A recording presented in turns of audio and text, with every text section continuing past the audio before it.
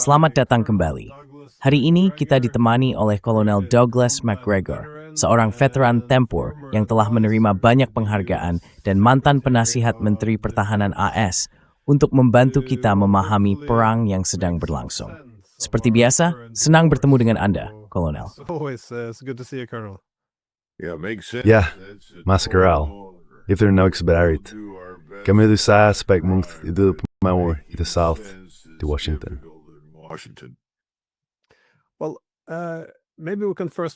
Baik, mungkin kita bisa terlebih dahulu mencoba memahami apa yang sedang terjadi di Rusia, karena tampaknya strategi mereka sedang berubah. Ada semacam eskalasi yang terjadi. Bagaimana Anda menilai strategi Rusia saat ini? Apakah mereka berusaha melumpuhkan infrastruktur, jaringan listrik, sebelum melakukan serangan besar di musim semi? Ataukah ini seperti ketenangan sebelum badai? Saya tahu mereka tidak memberitahu Anda apa yang akan mereka lakukan. Every step when demigani and foster decrease.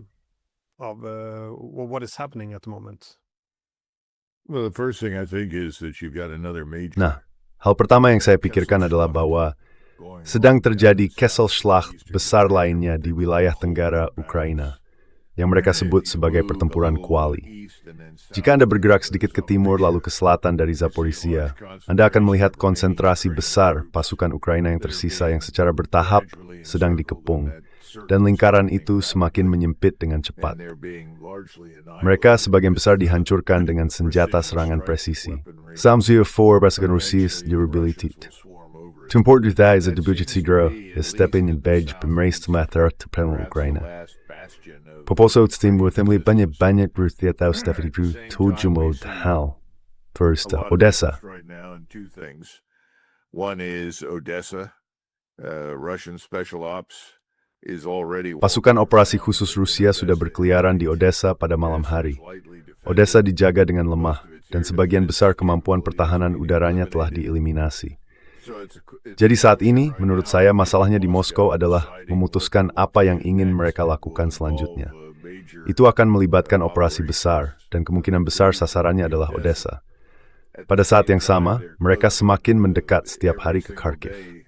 Namun, menurut penilaian saya, tidak ada dari semua itu yang menyelesaikan masalah utama, yaitu Kiev. Selama pemerintahan di bawah Zelensky masih ada, akan tetap ada sebuah fasad, kesan seolah ada sesuatu yang penting di Kiev. Dan itulah sebenarnya yang tersisa bagi pihak Eropa saat ini. Orang-orang Eropa terutama tertarik untuk menjaga fasad itu tetap hidup.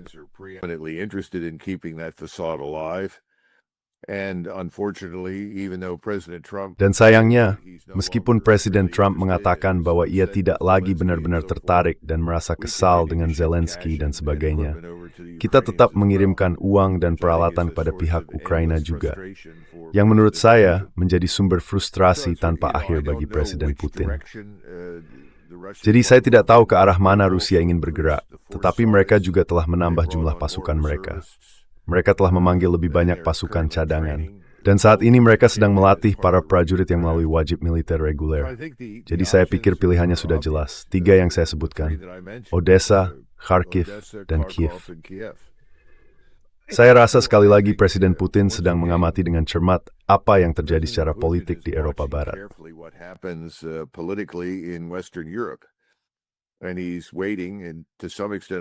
Dan dia sedang menunggu sampai batas tertentu, menurut saya, agar negara-negara Eropa Barat menyingkirkan pemerintahan mereka. Itu seharusnya sudah terjadi sejak lama. Tapi entah kenapa, Starmer, Merz, dan Macron masih ada di sana. Jadi mungkin dia akan memutuskan bahwa kesabaran terus-menerus sudah tidak mungkin lagi, dan bahwa dia perlu bertindak tegas. Namun sekali lagi, dia selalu sangat peka terhadap kemungkinan bahwa jika dia melancarkan serangan besar, itu akan membangunkan NATO yang sedang tertidur. Mungkin dia masih berpikir NATO berarti sesuatu. Saya sendiri jelas tidak berpikir begitu. Saya rasa NATO pada tahap ini secara efektif sudah tidak relevan. Dan saya tidak berpikir Amerika Serikat ingin berperang dengan Rusia karena Ukraina. Jadi saya pikir dia memiliki kebebasan bertindak yang lebih besar daripada yang dia sadari. Tapi sejauh itulah, saya bisa menjelaskan apa yang sedang terjadi di sana.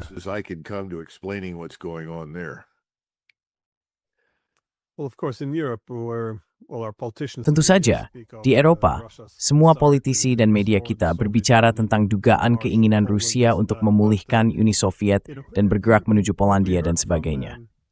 Namun kini kita telah mendengar dari Rusia dan Tiongkok bahwa salah satu perkembangan terbaru adalah rencana mereka untuk menciptakan strategi besar baru dalam mengembangkan hubungan bilateral. Setidaknya itulah yang dikatakan Xi Jinping. Menurut Anda, apa sebenarnya yang akan terjadi antara Rusia dan Tiongkok? Dan tentu saja, saya pikir salah satu masalah yang banyak orang Eropa belum sadari adalah bahwa sejak 2011, Rusia telah mengambil langkah besar untuk membangun masa depan ekonomi di Timur. Jadi gagasan bahwa fokus kebijakan luar negeri mereka seharusnya Eropa menurut saya sangat keliru. Tapi menurut Anda, seperti apa hubungan bilateral ini nantinya dan apa tujuannya? Well, I think militarily the two understand Ya, saya pikir secara militer keduanya memahami bahwa kini mereka memiliki kepentingan permanen untuk saling memperkuat kemampuan dan kekuatan mereka. Jika Anda menggambar garis mengelilingi seluruh Rusia dan seluruh Tiongkok, Anda akan melihat benteng terbesar di dunia. Ini adalah dua kekuatan benua besar yang siap menggabungkan sumber daya militer dan ekonomi mereka. Bukan hanya untuk meningkatkan kemakmuran dan produktivitas mereka, tetapi juga untuk positifkan. Vi som har i sword, into Donald Trump and narrative avernit, into utaltare di smegen og grorif. We appear to be more and more belligerent. Each week we're threatening some new country. Setiap minggu kita mengancam suatu negara baru di suatu tempat dengan tindakan drastis tertentu. Jadi satu-satunya kesimpulan yang bisa diambil di Beijing dan Moskow adalah bahwa mereka perlu memperkuat hubungan mereka. Mereka perlu benar-benar bersatu menghadapi kemungkinan bahwa negara yang tidak stabil bernama Amerika Serikat ini dapat menjadi ancaman eksistensial nyata bagi mereka. Dan sekali lagi, saya pikir ini adalah sumber kebingungan tanpa akhir bagi Presiden Putin. Karena ketika Presiden Trump berkata, "Ya, saya kenal Presiden Putin, kami punya hubungan yang baik." Saya pikir Presiden Putin menafsirkan itu sebagai sesuatu yang serius. Padahal itu tidak berarti apa-apa. Hubungan pribadi tidak berarti apa-apa di arena internasional. Kepentingan-kepentingan strategis adalah segalanya. Strategic interests are everything. And the strategic interests we seem to represent. Dan kepentingan strategis yang tampaknya kita wakili hampir tidak sesuai dengan apa yang akan disetujui oleh sebagian besar warga Amerika. Namun hal itu mencerminkan kepentingan dari kelompok-kelompok domestik tertentu yang saya sebut sebagai konstituensi dalam negeri. Kita sama sekali tidak akan berada di Timur Tengah pada saat ini. Dan tentu saja, kita tidak akan berada dalam posisi bermusuhan terhadap Iran tanpa adanya lobi Israel yang sangat besar dan kekuatannya. Kekuatan finansialnya untuk memilih, menyingkirkan, mencopot, dan mengangkat orang-orang dalam pemerintahan Amerika Serikat. Ada juga lobi Kuba yang sangat didanai, cukup besar dan berpengaruh. Faktanya Presiden Trump menyebutnya ketika ia berbicara tentang Kuba, saat ia menyatakan keadaan darurat nasional terkait Kuba. Orang-orang berkata, "Ya, sebenarnya, imagine staying." People said, "Well, effectively, why are you doing this?" And he said, "Well, we have lots of people from Cuba inside the." Dan dia berkata, "Ya, kita memiliki banyak orang dari Kuba di dalam Amerika Serikat." Ingat, seluruh pemerintahan ini telah menjadi operasi bayar untuk bermain.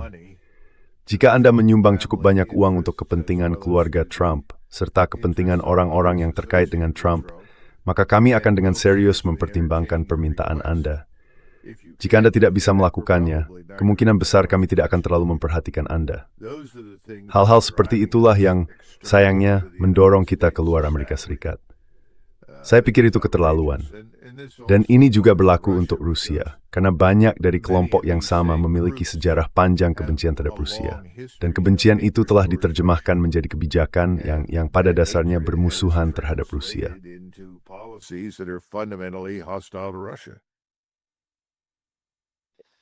Well, one area where we Nah, salah satu area di mana kita juga bisa melihat AS dan mungkin sekutu-sekutu NATO-nya berpotensi berkonflik dengan blok baru yang sedang terbentuk dengan Rusia dan Tiongkok di pusatnya adalah tentu saja Timur Tengah. Saya tidak yakin apakah ada kebuntuan yang sedang terjadi dengan Iran. Tampaknya Trump, saya kira, menginginkan kemenangan mudah atau perang singkat. Tetapi pihak Iran tampaknya telah mengancam akan melakukan pembalasan besar-besaran terhadap setiap serangan yang membuat sangat sulit untuk mengendalikan eskalasi, yakni menentukan kapan perang harus dimulai, bagaimana perang itu dijalankan, dan kapan harus diakhiri. Namun, bagaimana hal ini memengaruhi gambaran strategis yang lebih luas di sini? Sejauh mana misalnya, Rusia dan Tiongkok akan melibatkan diri atau mungkin sudah melibatkan diri sampai batas tertentu?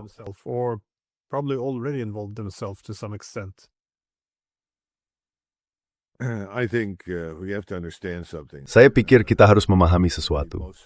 Triumvirat Mossad, CIA, MI6 berhasil meyakinkan Presiden Trump beberapa minggu yang lalu bahwa Iran berada di ambang kehancuran, terpecah belah. Semuanya berdasarkan klaim mereka tentang adanya upaya terkoordinasi di dalam negeri untuk menggulingkan pemerintah. Pada kenyataannya, protes yang terjadi saat itu benar-benar sah. Protes tersebut tidak bersifat kekerasan dan tidak ditujukan untuk menggulingkan siapapun. Mereka adalah sejumlah besar orang yang sangat marah terhadap kondisi ekonomi Iran, yang mana kita di Amerika Serikat turut bertanggung jawab besar atasnya. Mata uang mereka sedang dihancurkan sesistematis, dan mereka semua menyadarinya.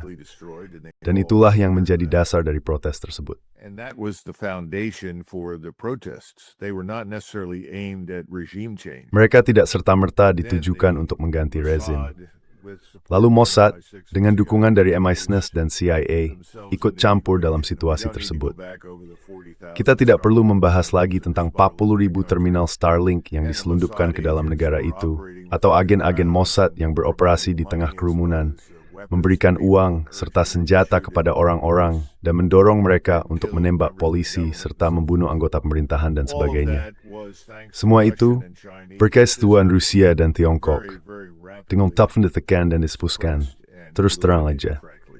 Kemapul stall terminal Starlink to dimatiskan dan notifikasi sangat membantu modifikasi lokasi mereka.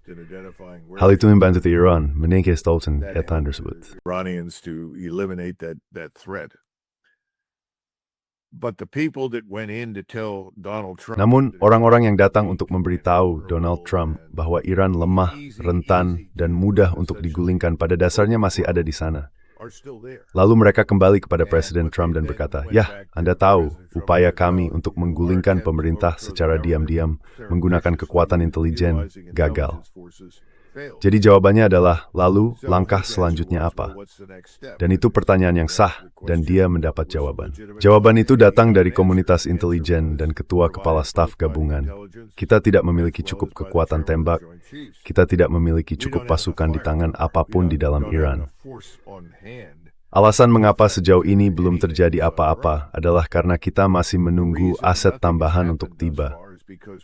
Mungkin setidaknya ada 2 gugus tempur kapal induk lagi yang sedang menuju ke wilayah tersebut.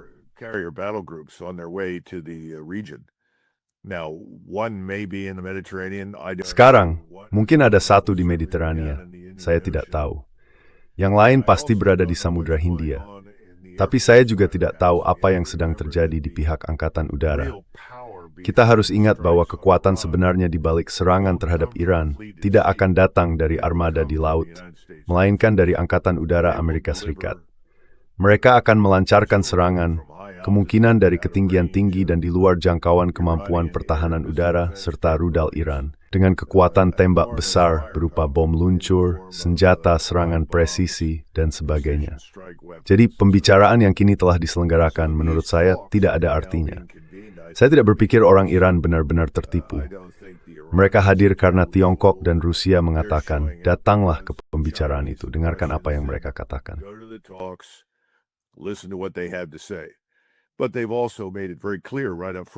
Namun, mereka juga telah menjelaskan sejak awal bahwa poin-poin pembicaraan Tuan Netanyahu yang menjadi dasar tuntutan Presiden Trump, 2 dari 3 poin pembicaraan tersebut, telah ditolak mentah-mentah. Dan itu mencakup segala perubahan, pembongkaran, atau restrukturisasi persenjataan rudal, agar Israel tidak perlu khawatir berada dalam jangkauan senjata Iran. Hal itu sudah tidak dibicarakan lagi. Begitu pula dengan gagasan bahwa Iran akan berhenti mendukung atau bekerja sama dengan sekutunya di kawasan, itu juga sudah tidak dibicarakan. Jadi satu-satunya hal yang tampaknya bersedia mereka bicarakan hanyalah uranium yang diperkaya. Sekarang, sejauh mana hal itu bisa dicapai? Saya tidak yakin bisa terlalu jauh, karena jika pembicaraan mulai menyentuh tingkat pengayaan, masalah penyimpanan, dan di mana hal itu akan ditempatkan, itu sing terithik Sir JCPOA sedang beberapa bahwa Presiden Obama. That was there under the Obama administration. So I don't think these talks are serious at all. Saya tidak berpikir pembicaraan ini serius sama sekali. Saya rasa mereka hanya sedang mengulur waktu. Saya tidak akan mengharapkan apapun terjadi selama seminggu lagi, mungkin 2 minggu, tetapi tentu tidak kurang dari seminggu atau 10 hari, karena dibutuhkan lebih banyak sumber daya. Sekarang itu membawa kita ke pertanyaan berikutnya, yang merupakan pertanyaan paling penting. Apa tujuan dari kemungkinan kampanye udara dan rudal yang akan dimulai dalam seminggu hingga 10 hari ke depan? Apakah itu perubahan rezim? Apakah kita kembali ke situasi itu? Atau ada hal lain? Nah, saya pikir masih akan ada upaya terpadu untuk mengidentifikasi, menemukan, menargetkan, dan menghancurkan pemerintahan jika memungkinkan. Namun saya rasa ini tentang menghancurkan Iran. Orang-orang perlu memahami hal itu. Ini adalah perang penghancuran yang kejam. This is a ruthless war of destruction that is designed to promote the... Ini dirancang untuk mendorong disintegrasi negara bangsa Iran. Mereka pikir mereka bisa melakukannya. Saya tidak tahu, saya ragu. Maksud saya, bagaimanapun juga, ini adalah negara dengan 93 juta penduduk. Wilayahnya kira-kira sebesar Eropa Barat. Namun tentu saja, wilayah yang paling menarik perhatian masih sebagian besar berada di bagian utara dan tengah negara itu. Mereka tidak berada di selatan, yang berarti tantangan penargetannya tidak sebesar jika mereka menyasar Eropa Barat. Tapi tetap saja ini merupakan tantangan yang signifikan. Dan saya pikir kesanalah arah mereka. Mereka hanya ingin menghancurkan negara bangsa ini, membuatnya terpecah, terfragmentasi. Dan sekali lagi, jika kita melihat kembali pada penilaian intelijen, pada orang-orang yang telah memberitahu Donald Trump, dan yang juga memberitahu Biden, omong-omong, bahwa Rusia itu lemah. And who told Biden, by the way, Russia is weak. Russia will be easy to defeat. Rusia akan mudah dikalahkan. Rusia tidak bisa menahan tekanan. Sekarang kita mendengar hal-hal serupa tentang Iran, bukan Rusia. Dan Iran memiliki beberapa kerentanan yang sangat serius. Anda sudah tahu, air adalah masalah besar. Begitu juga dengan pangan bagi penduduk negara itu. Mereka bergantung pada pasokan pangan dari luar negeri. Apakah Rusia dan Tiongkok bisa membantu dalam hal itu? Mungkin saja. Tapi saya pikir itu adalah bahaya yang nyata. Pertanyaannya amat, bisa kira ramen timur kerjaan kerusakan, harga dasar yang berdiri dan berkala, cukup kami nanya lagi. Lalu bagaimana tanggapan Erwang helat sini? Nah, tanggapan Iran adalah Patebra memilih insentif untuk menukar wordle. No incentive to exercise any restraint. So if they are attacked, their predisposition... Jadi, jika mereka diserang, kecenderungan mereka, Glenn, adalah menggunakan segala yang mereka miliki. Sekarang masalah bagi kita adalah, saya tidak tahu seberapa efektif hal itu akan terjadi. Saya selalu mengatakan, dan saya pikir yang lain juga setuju dengan ini, bahwa Iran bisa menghadapi Israel. Tapi apakah Iran bisa menghadapi Israel dan Amerika Serikat dalam hal kekuatan militer? Itu belum jelas. Dalam beberapa minggu terakhir, sejumlah besar persenjataan, amunisi, rudal, dan sebagainya telah dikirim oleh Tiongkok. Rusia seperti makan, bekerja itu membantu pertahanan rudal kedua. Tiongkok, dan saya menduga Rusia juga, meskipun tak terperaguan perus Tiongkok telah menyeka citra satelit dan umpan langsung mitak kini Iran. Real-time feed to the Iranians. So the Iranians are not in a position that they were... Jadi Iran tidak berada dalam posisi yang sama seperti sebelumnya, ketika mereka mungkin tidak tahu di mana letak target atau bisa tertangkap basah. Saya pikir sekarang mereka tahu di mana semuanya berada, termasuk kapal-kapal di laut. Jika kita melihat persenjataannya, saya tidak tahu berapa dari rudal, saya pikir DF-2 South 23 yang diproduksi oleh Tiongkok khusus untuk menargetkan kapal di laut. Kita belum pernah melihatnya digunakan, dan kita tidak tahu seberapa efektif senjata itu. Namun, melihat kinerja Iran selama perang 12 hari, ternyata persenjataan mereka sangat akurat dan presisi. Jadi saya pikir, selain menembakkan apapun yang mereka miliki ke arah Israel, mereka pasti akan menyerang pangkalan-pangkalan kita, dan kemungkinan besar juga akan menargetkan kapal-kapal kita di laut.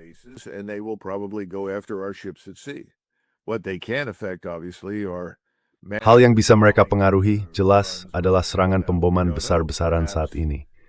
Sekarang, kita tidak tahu, mungkin tergantung pada jalur yang diambil pembom kita dan ketinggiannya. Apakah mereka bisa dilacak? Nah, teknologi siluman bukanlah keajaiban seperti yang banyak orang bayangkan. Siluman, dalam hal desain yang diterapkan pada pesawat, dapat menunda deteksi, tetapi tidak bisa membuatmu tak terlihat. Jadi kamu bisa menunda deteksi untuk jangka waktu tertentu. Saya tidak tahu seperti apa lamanya penundaan itu. Yang tidak bisa kita bahas sekarang adalah apa yang terjadi pada B-2 yang terbang di atas wilayah musuh.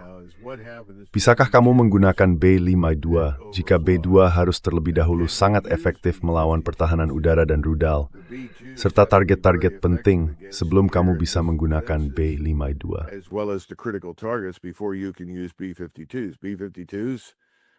B-52 adalah sistem pengiriman yang luar biasa untuk menjatuhkan bom dalam jumlah besar, tetapi mereka sangat rentan karena merupakan pesawat tua. Mereka mudah menjadi sasaran dan ditembak jatuh. Jadi kita memang tidak tahu. Ada banyak pertanyaan yang tidak bisa kita jawab. Saya tidak tahu jawaban seperti apa yang diberikan kepada Donald Trump, tetapi saya curiga dia menjadi korban dari apa yang saya sebut sebagai skenario optimistis. Poin terakhir adalah, berapa lama ini bisa bertahan? Saya pikir sekitar 10 hari hingga 2 minggu. Karena pada titik itu kita sebenarnya sudah kehabisan stok rudal. Dan itu bukan masalah kecil. Karena Anda harus melindungi kapal Anda di laut dan pangkalan Anda di dalam negeri.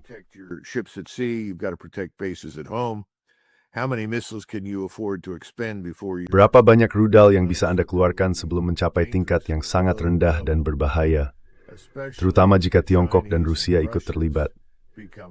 Saya pikir itulah pertanyaan akhirnya. Semua orang bertanya, apa yang akan dilakukan Tiongkok dan Rusia? Dan satu-satunya jawaban yang bisa saya berikan adalah bahwa baik Tiongkok maupun Rusia tidak akan membiarkan Iran dihancurkan hingga lenyap. Dengan kata lain, jika situasinya sampai pada titik di mana Iran benar-benar terpojok dan bisa hancur, maka Rusia dan Tiongkok menurut saya akan bertindak. Sekarang, seperti apa tindakan itu? Tidak akan bersifat nuklir, tetapi bisa saja melibatkan tabrakan di laut dengan sangat mudah. Karena baik Tiongkok maupun Rusia memiliki banyak kapal selam, dan kita tidak terlalu mahir melacak kapal selam bertenaga nuklir modern di perairan dalam.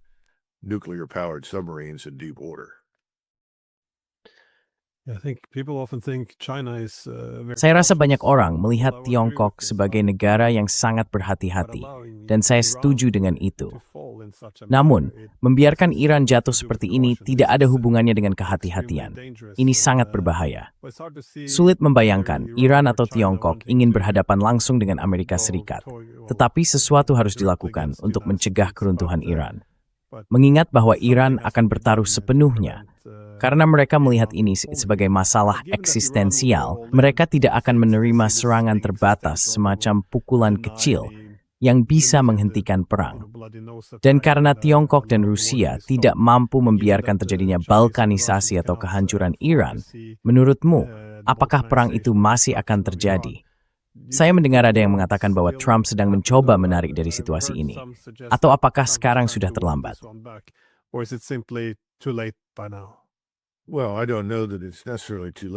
Ya, saya tidak tahu apa ini benar-benar sudah terlambat. Saya pikir keputusan sudah dibuat. Itulah maksud saya tentang pembicaraan itu. Saya tidak berpikir pembicaraan itu serius sama sekali. Menurut saya, ini hanya soal waktu untuk mengumpulkan lebih banyak sumber daya demi menghadapi tantangan yang jelas-jelas akan jauh lebih besar daripada yang mereka bayangkan sebelumnya. Insier Hasiyuti, Numara Desengatabi po mengguntang seman hancurkan rezim tersebut. I think they had assembled what they thought they needed. Saya pikir mereka telah mengumpulkan apa yang mereka anggap perlu untuk menyerang rezim pada saat mereka yakin rezim itu sangat-sangat rentan. That turned out to be Ternyata hal itu tidak benar. Sekarang ada hal lain yang patut disebutkan, karena kita jarang membicarakannya. Saya mencatat bahwa Ayatollah, pemimpin tertinggi, apapun sebutan yang ingin digunakan, yang sebenarnya berbicara dengan sangat rasional jika kita mendengarkan dengan saksama apa yang dia katakan, telah menegaskan bahwa perang ini tidak akan seperti perang sebelumnya. Ini akan menjadi perang regional. Sekarang orang-orang menafsirkan hal itu sebagai, ya karena Iran dapat menargetkan semua pangkalan di kawasan, dan pada akhirnya mungkin menyerang kapal di laut. Itu memang sebagian dari maksudnya. Tapi saya tidak berpikir kita melihat kawasan ini dengan kacamata yang objektif. Dan saya berbicara secara khusus tentang Turki. The Turks are very concerned. Orang Turki sangat khawatir karena beberapa alasan. Pertama-tama, mereka tidak melihat adanya manfaat dari kehancuran Iran. Yang mereka perkirakan adalah jika Iran terpecah atau gagal bertahan sebagai satu kesatuan, mereka akan dibanjiri puluhan ribu, mungkin jutaan pengungsi. Hal itu mungkin juga berlaku bagi Irak dan negara-negara Arab di sekitarnya. Tidak ada satu pun dari negara-negara tersebut yang ingin menghadapi situasi seperti itu. Dan terus terang, banyak dari para pengungsi itu kemungkinan besar akan diarahkan ke Eropa. Saya akan sangat terkejut jika hal itu tidak terjadi. Orang Turki tidak ingin terlibat dalam hal itu. Kedua, orang Turki saat ini sedang berurusan dengan Israel di Suriah dan dalam tingkat yang lebih kecil di Lebanon. Mereka tahu apa yang dimaksud dengan proyek Israel Raya. Penduduk Turki sendiri sangat marah atas apa yang terjadi di Gaza.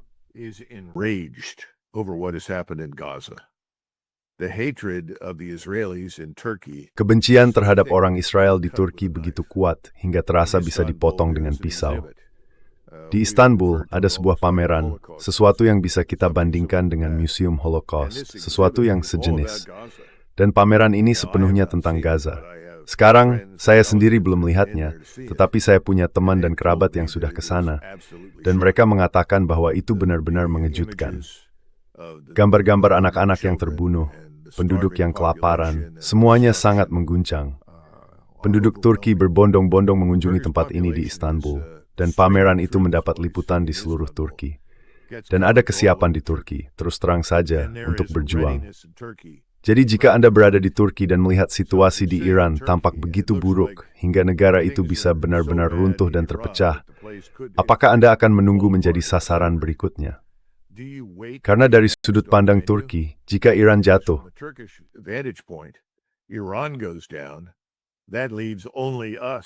itu berarti hanya kita yang menentang supremasi Yahudi Israel di kawasan tersebut.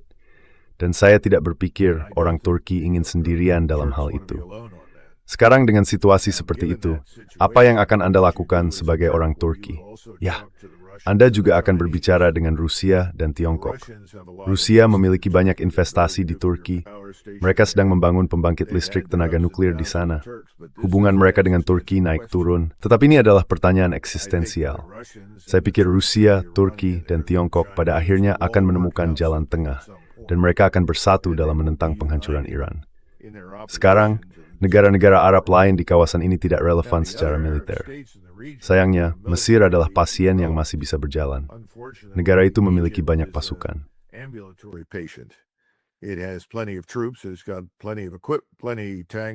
Meski memiliki banyak perlengkapan, banyak tank, pesawat, dan sebagainya, mereka tampaknya tidak mampu berbuat apa-apa karena secara internal, Mesir memang tidak terlalu stabil.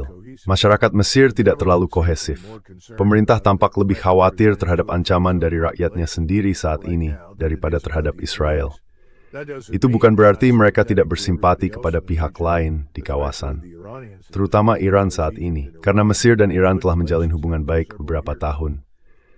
Namun, saya tidak akan berharap negara-negara Arab manapun akan bertindak, kecuali tampak bahwa 3 negara yang baru saja saya sebutkan benar-benar siap untuk campur tangan dalam bentuk apapun. Dengan kata lain, ini adalah bencana dalam skala regional yang pada akhirnya bisa meluas dan menjadi hampir berskala global.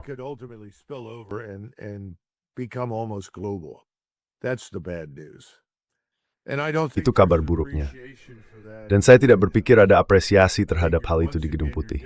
Saya pikir, sekali lagi, kita berhadapan dengan orang-orang yang berkata, seperti halnya mereka dulu tentang Rusia, itu lemah, begitu. Tidak ada yang akan menantang kita. Tidak ada yang akan berani melawan kita. Apa yang terjadi terakhir kali? Apakah Tiongkok atau Rusia melakukan sesuatu? Jawabannya tidak. Tapi terakhir kali itu bukan pertanyaan eksistensial. Terakhir kali, semuanya berakhir setelah 12 hari. Sekarang kesampingkan semua itu dan pertimbangkan hal berikut.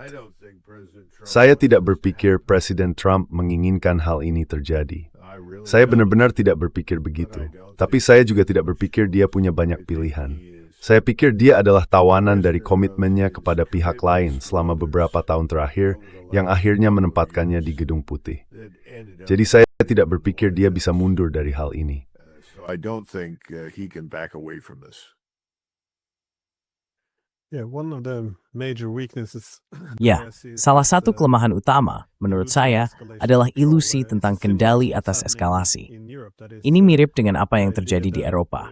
Gagasan bahwa kita bisa terus menjaga perang melawan Rusia tetap menyala pelan, bahwa mereka akan saling membunuh perlahan, dan kita bisa mengakhirinya kapanpun kita mau di meja perundingan atau apapun itu. Tapi tampaknya hal ini bisa meledak kapan saja. Jika garis depan mulai runtuh, seperti yang tampak sekarang, dan Rusia mulai membuat kemajuan besar, sulit membayangkan mengapa mereka mau menerima kompromi apapun yang memungkinkan NATO menghidupkan kembali garis depan Ukraina melawan Rusia di masa depan.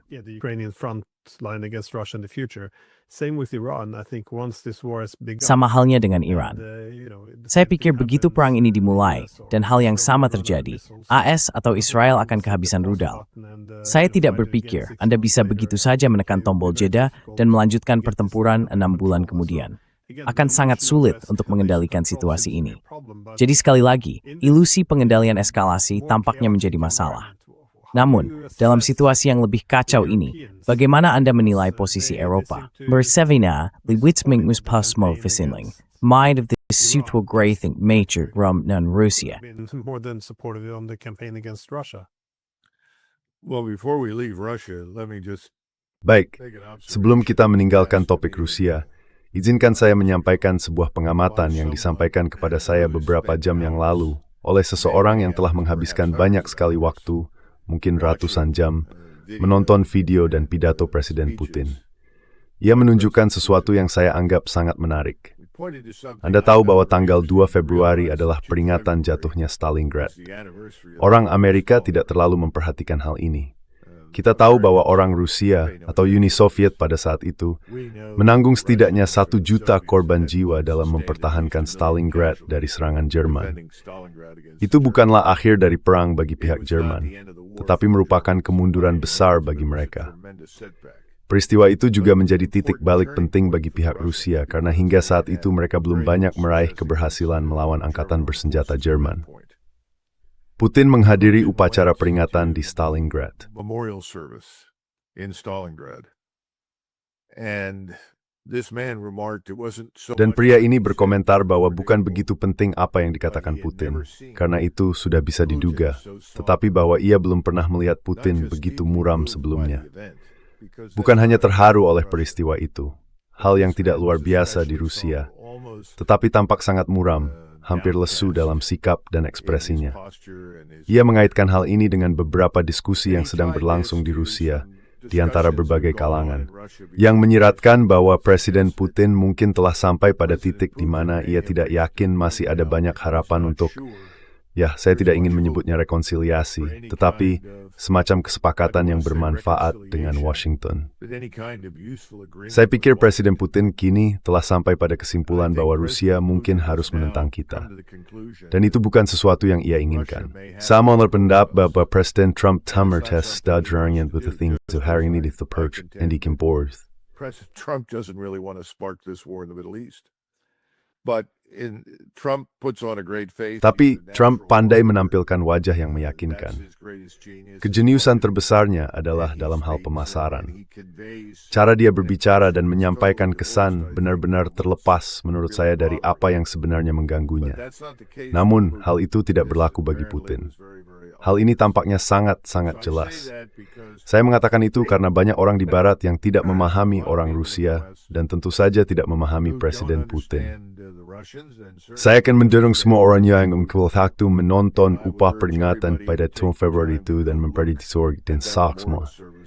Bukan hanya dia pernyataan yang diterjemahkan, tetapi waktu posturnya by Nas dia bersikap. Dia tampak sangat muram. Saya pikir one of the serious dan saya akan catat saya berada di Washington. And I would take note of that if I were in Washington. Then now you mentioned the Europeans. Dan sekarang Anda menyebut orang Eropa.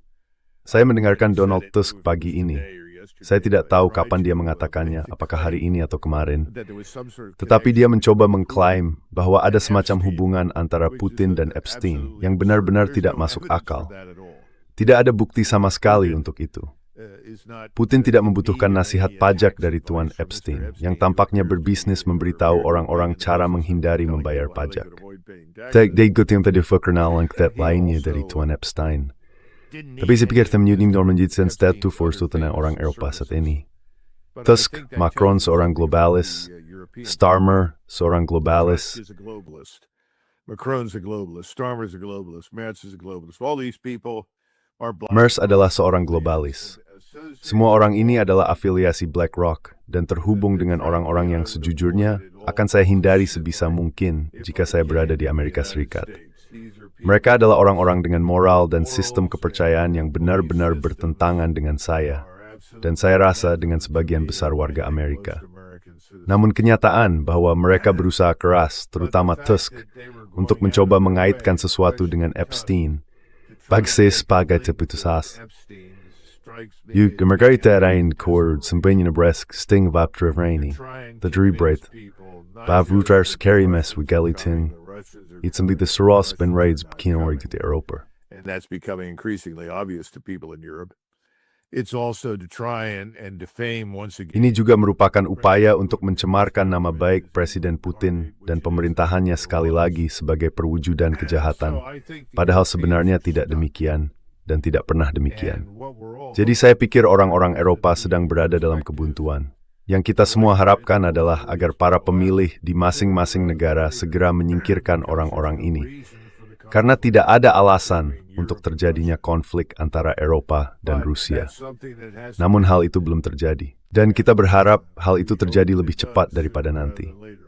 Saya kira tempat yang paling mungkin meledak lebih dulu, menurut David Betts, ternyata adalah Britania Raya. Jadi mungkin di sanalah semuanya dimulai. Prancis tidak akan jauh tertinggal. Dan saya tidak berpikir Jerman akan berbuat banyak sampai mereka melihat hal itu terjadi di tempat lain.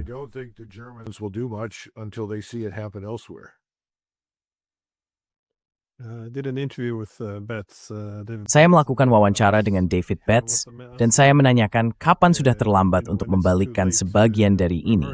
Tetapi dia tampak cukup yakin bahwa titik itu sudah lama terlewati. Jadi sesuatu yang setidaknya menyuruh perang saudara kurang lebih tak terhindarkan. Namun, yang menarik adalah Inggris. Dari semua media di Eropa, justru media Inggris yang selama beberapa hari terakhir benar-benar berusaha keras untuk mengaitkan skandal Epstein dengan Rusia. Thank you. At the step for the United States Mar Jume, so dins masih ID. Nen. By the KGB as if that's still a thing, but it's Tapi itu tidak. Itu menunjukkan upaya untuk terus mengandalkan kebencian terhadap Rusia sebagai pengalihan. Tetapi juga cara yang sangat sinis untuk mencoba memberikan perlindungan politik bagi para elit mereka sendiri. Banyak di antaranya terlibat dalam hal ini. Namun karena Anda menyinggungnya, saya ingin menanyakan terakhir tentang berkas-berkas Epstein. Apa yang bisa disimpulkan dari sana? Maksud saya, ada jaringan kekuasaan tersembunyi yang sangat kuat. Ini bukan negara dalam negara, tetapi tetap merupakan jaringan kekuasaan yang sangat mendalam, yang menunjukkan bahwa kekuasaan sebenarnya tidak berada di tangan para pemilih, melainkan, ya, untuk berbicara terus terang, banyak kekuasaan berada di tangan para elit yang menyimpang. Menurut Anda, apa makna hal ini bagi kebijakan luar negeri negara-negara Barat?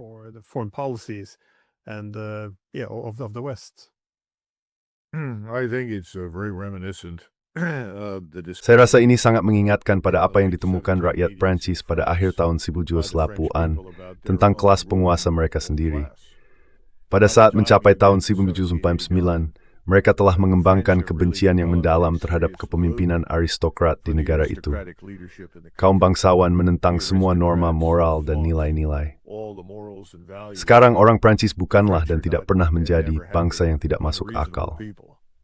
Namun ketika seseorang dengan sengaja menumpahkan caci maki dan penghinaan terhadap lembaga-lembaga negara, baik itu gereja, militer, maupun pemerintahan, itu menandakan kepada rakyat bahwa mereka tidak memiliki rasa hormat sedikit pun terhadap mereka. Dan salah satu alasan terjadinya revolusi pada tahun 1789 bukan hanya karena harga roti sudah tidak terjangkau lagi.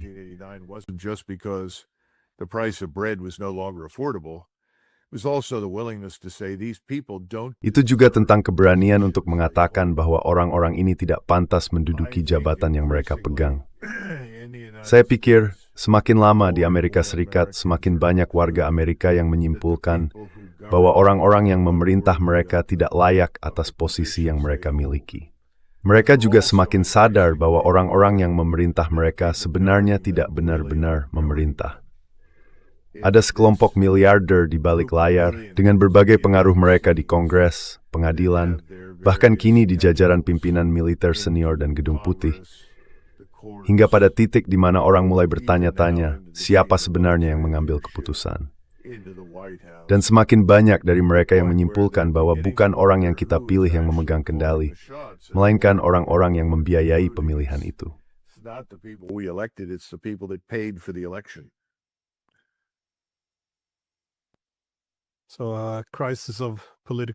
Jadi, krisis legitimasi politik, setidak itulah yang tampaknya sedang berkembang di Eropa juga. Sebelum kita akhiri, apakah Anda punya prediksi lain, atau mungkin bukan prediksi tapi pemikiran, tentang kemana arah yang mungkin kita tuju, setidaknya di Eropa, terutama terkait dengan apa yang mungkin telah direncanakan oleh Rusia selanjutnya?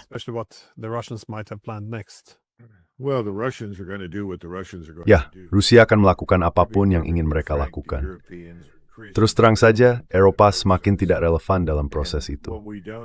Yang tidak kita ketahui adalah apa yang sedang diputuskan di Moskow. Namun saya pikir berdasarkan pengamatan dari individu yang merupakan pengamat profesional Putin, serta dari apa yang kita lihat terjadi di lapangan di Ukraina Timur dengan militer, hal ini akan berakhir dengan syarat-syarat Rusia. Keputusan akan segera dibuat, kapan, di mana, Nemporaya kuda disorban de bader, remounsert source depth nord and broth in a fourth. What we've seen over the last nearly 4 years. But Russia, remember when they began this process. Tapi Rusia, ingat, ketika mereka memulai proses ini, militer mereka terlalu kecil, benar-benar tidak siap, dan tidak mampu menghadapi krisis tersebut. Butuh beberapa bulan untuk menyadari hal itu. Pada bulan Juni atau Juli, Presiden Putin bertemu dengan para pemimpinnya dan memutuskan, kita harus mengubah semua yang kita pikirkan. Semua asumsi awal kita salah, dan kita harus membangun kekuatan baru. Mereka telah melakukannya. Jadi speaker sekarang, mereka berada dalam situasi yang berbeda, di mana mereka tahu bahwa mereka secara efektif memiliki posisi dominan di darat Eropa. Dan mereka tahu bahwa setiap power fed dan apapun yang henti mereka. Di produs sampai lagi kita akan melangkah di artis Twitter. Cukup sudah.